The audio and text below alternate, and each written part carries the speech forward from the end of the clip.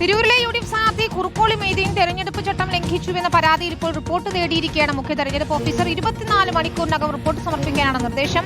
P അബ്ദുറഹ്മാനെ Tanur ബോട്ടപകടത്തിലെ കൊലയാളി എന്ന് അപകീർത്തിപ്പെടുത്തുന്ന രീതിയിൽ പ്രചാരണം നടത്തുന്നു എന്നായിരുന്നു പരാതി. സോണൽ കൃഷ്ണയാണ് ചേരുന്നത്. സോണൽ, ഇപ്പോൾ ഏതായാലും അന്വേഷണത്തിന് നിർദ്ദേശം നൽകുന്നു, റിപ്പോർട്ട് തേടിയിരിക്കുന്നു എന്നാണ് മനസ്സിലാക്കുന്നത്.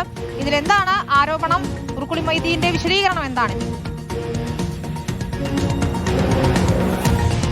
പ്രധാനമായി വിനീത, കഴിഞ്ഞ ദിവസങ്ങളിലൊക്കെ തന്നെ താനൂർ ബോട്ടപകടവുമായി ബന്ധപ്പെട്ട കൊലയാളി എന്ന് ആക്ഷേപിച്ചുകൊണ്ടുള്ള അനൗൺസ്മെന്റുകളും ഫ്ലക്സ് ബോർഡുകളും സ്ഥാപിച്ചു എന്ന് ആരോപിച്ചുകൊണ്ടാണ് ഇത്തരത്തിൽ പരാതി നൽകുന്ന, അതായത് അഡ്വക്കേറ്റ് പി ഹംസക്കുട്ടി എന്ന് പറയുന്ന ഇടതുപക്ഷത്തിന്റെ തെരഞ്ഞെടുപ്പ് ചുമതലയുള്ള ഒരു വ്യക്തിയാണ്. അദ്ദേഹം പരാതി നൽകുന്ന സാഹചര്യം ഉണ്ടായിട്ടുള്ളത്. ഇതിന്മേലാണ് ഇപ്പോൾ റിപ്പോർട്ട് തേടിക്കൊണ്ട് മുഖ്യ തെരഞ്ഞെടുപ്പ് ഓഫീസറുടെ ഇടപെടൽ ഉണ്ടായിട്ടുള്ളത്. ജില്ലാ തെരഞ്ഞെടുപ്പ് മേധാവിക്കാണ് ഇത്തരത്തിൽ റിപ്പോർട്ട് സമർപ്പിക്കാൻ വേണ്ടിയുള്ള നിർദ്ദേശം നൽകിയിട്ടുള്ളത്. 24 മണിക്കൂറിനകം തന്നെ റിപ്പോർട്ട് സമർപ്പിക്കണമെന്നാണ് പറഞ്ഞിട്ടുള്ളത്.